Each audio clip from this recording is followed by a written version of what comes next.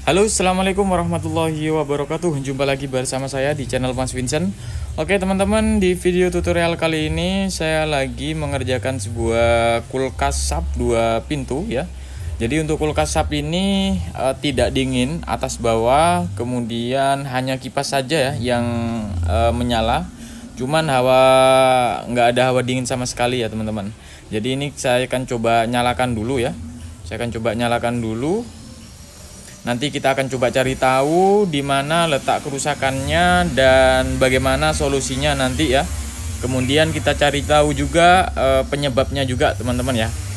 Oke, di sini untuk kulkas sudah nyala teman-teman ya. Udah nyala, lampu juga sudah nyala, kemudian kipas di bagian freezer di sini udah nyala juga. Udah ada hembusan angin. Jadi ini kita tunggu teman-teman ya. Nah biasanya kalau misalkan kulkas itu normal, itu rata-rata di bagian bodi kulkas ini terasa panas teman-teman.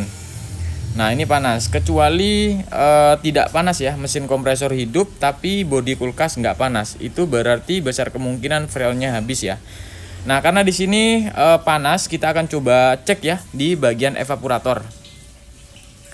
Jadi selain kita cek di bagian bodi kulkas yang terasa panas, kita bisa juga melihat di bagian evaporator ataupun di bagian freezernya. Nah ini saya akan tunjukkan apakah freon ini masih ada atau tidak ya, dengan membuka di bagian evaporator sini teman-teman. Nah nanti setelah kita buka nanti tahu ya ciri-ciri kulkas ini kurang freon atau tidak ya. Oke. Nah, di sini udah kita buka ya. Nah, udah kelihatan kipasnya berputar. Kemudian kita fokus dulu di bagian bunga es ini, teman-teman. Ini yang namanya evaporator ya. Jadi bunga es ini harusnya menyeluruh ya. Ada bunga es sampai ke bawah. Nah, sampai ke bawah sini. Nah, kalau misalkan hanya separuh ya, ataupun hanya sebaris aja yang ada bunga esnya, padahal udah kita tunggu sampai setengah jam, itu berarti besar kemungkinan freonnya habis ataupun sudah berkurang ya. Nah ini bisa juga dikarenakan ada kebocoran, oli kompresor naik dan yang lainnya juga teman-teman ya. Nah kemudian untuk sensor defrost di sini nggak ada masalah ya, nggak ada kaitannya dengan yang namanya freon itu habis teman. Kecuali ada pengeblokan bunga es, berarti di situ ada kerusakan di bagian kelistrikan, entah itu di bagian sensor defrost, fuse, timer dan juga yang lainnya juga teman-teman. Oke, setelah kita tunggu di sini untuk bunga es di sini sudah merata teman-teman ya. Nah ini tanda-tandanya freon itu masih utuh teman-teman. Nah karena di sini bunga es sudah sampai ke bawah nih. Ini sampai ke bawah, ini freonnya nggak ada masalah berarti teman-teman ya. Nah ini semuanya membeku, semua pipa sudah membeku, artinya nggak ada masalah di sini teman-teman ya. Nah kenapa di sini kulkas menjadi tidak dingin ya? Kita akan coba cari tahu dan bagaimana nanti solusinya teman-teman ya. Oke, jadi di sini setelah saya tunggu teman-teman ya, setelah saya tunggu, kemudian di sini mesin kompresor tuh tiba-tiba mati, kemudian setelah mati ada bunyi getaran ya, geladak-geladak gitu. Kemudian mesin kompresor ini mati teman-teman. Dan itu biasanya tanda-tandanya bahwa bisa dikarenakan overload itu udah mulai rusak ya. Biasanya retak, kemudian relay yang udah retak, itu biasanya seperti itu. Kemudian yang kedua di bagian tegangan listrik teman-teman. Oke, sekarang di sini saya akan coba perlihatkan teman-teman ya untuk ciri-ciri overload yang udah mulai lemah ataupun udah mulai rusak. Di sini ada tanda-tandanya teman-teman. Nah di video sebelumnya udah pernah saya bahas juga. Nah di sini untuk overload di sini mengalami retak ya. Ini sudah pasti relaynya udah kurang bagus ataupun ya harus kita ganti ya. Kadang ampere naik sedikit itu udah langsung mati untuk mesin kompresor. Kemudian di sini kita akan coba cek menggunakan tang ampere ya. Apakah mesin kompresor ini mati dikarenakan ampernya yang tinggi ataupun ampernya yang melebihi batas, atau ampernya masih standar, mesin kompresor ini mati. Artinya overload itu memutus arus ke bagian mesin kompresor ya. Nah di sini kalian bisa lihat untuk ampernya 1,1 ini masih dikategorikan aman ya, ampere 1,1. Nanti biasanya kalau kulkas SAP ini rata-rata di 0,9 kalau misalkan udah dingin teman-teman. Tapi kalau misalkan angkatan pertama biasanya 1,2, 1,1, 1 kayak gitu ya. Nah, di sini kita tunggu teman-teman ya, kita tunggu apakah mesin kompresor ini mati karena ampere semakin naik atau ampere standar tapi mesin kompresornya mati. Nah, ini kita akan coba cari tahu penyebabnya dulu ya. Jadi jangan asal ganti, tapi kita wajib kita cari tahu dulu apa penyebabnya ya, teman-teman. Oke, sekarang kita tunggu dulu.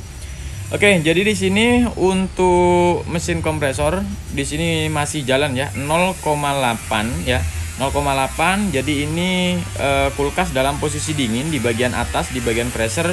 Nah, di sini kita tunggu lagi atau kita sambil buka di bagian pintunya ya. Kita buka sekitar kurang lebih ya sekitar 3 menit sampai 5 menit ya.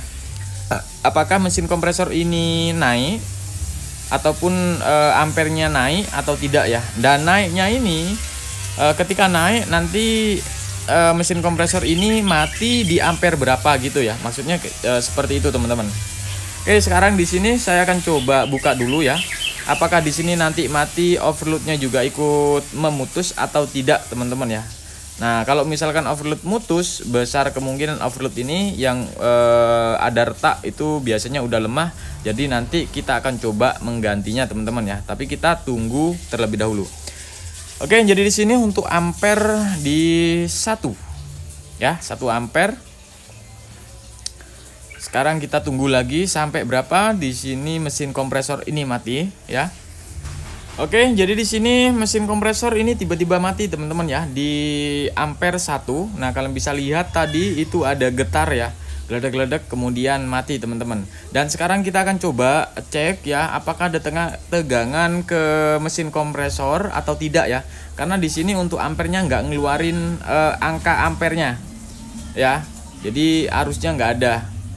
Karena mesin kompresor ini mati teman-teman ya. Jadi ini kita akan coba cek. Kita akan coba cek ya arusnya ke bagian overload dan juga relay ini ada atau tidak ya. Takutnya waktu pendefrosan. Nah, ini ya getar lagi tuh teman-teman ya. Nah, di sini untuk ampere 200 ya, artinya nggak ada masalah. Tapi di sini mesin kompresor mati teman-teman. Dan sekarang saya akan coba matikan dan saya akan coba cek di bagian overload dan juga relaynya teman-teman ya. Apakah relaynya ataupun overloadnya ini memutus atau tidak teman-teman ya. Biasanya ini gampang apa ya, kalau misalkan overload ini udah melemah itu gampang putus dan juga gampang nyambung kembali. Nah, biasanya kalau overload yang normal itu ketika putus dia ada jeda waktu tunggu yang cukup lama teman-teman ya, sekitar 5 menit lah. Oke, kita congkel seperti ini. Oke, untuk cara membukanya ya, di sini kalian bisa buka relay terlebih dahulu baru ke bagian overload ya. Nah, di sini kita akan coba cek. Wah, ini udah nyetek untuk overloadnya ya. Nah, ini nyambung. Kemudian kita akan coba cek di bagian relaynya ya. Karena untuk overload tadi udah nyetik ya. Oke. Nah, di sini tanda-tanda bahwa overload itu mengalami retak teman-teman. Jadi retak seperti ini perlu kita ganti ya. Kalau misalkan nggak kita ganti nanti efeknya ke bagian mesin kompresor. Jadi pintu dibuka sedikit, kita naruh apa, ampernya mulai naik sedikit baru mesin kompresor ini nanti mati. Dan matinya di sini nggak ada jeda waktu tunggu teman-teman. Jadi mati sebentar langsung hidup lagi. Karena mesin kompresor ini kan ada jeda waktu tunggu sekitar 5-10 menit ya. Baru mesin kompresor ini hidup ya. Jadi ini kita ganti overload yang baru. Nanti kita akan coba cek juga di bagian yang lainnya, yaitu di bagian sensor defrost. Karena sensor defrost ada mengalami kemasukan air ya. Kalau misalkan nggak diganti ya nggak masalah, karena ya nanti efeknya nanti kalau misalkan udah rusak itu ya ada pembekuan es ya. Oke, di sini saya ganti dengan ukuran 1/6 untuk overloadnya teman-teman ya. Jadi jangan sampai lebih tinggi dari overload bawaan, karena di sini udah disesuaikan dengan ukuran mesin kompresor tersebut ya.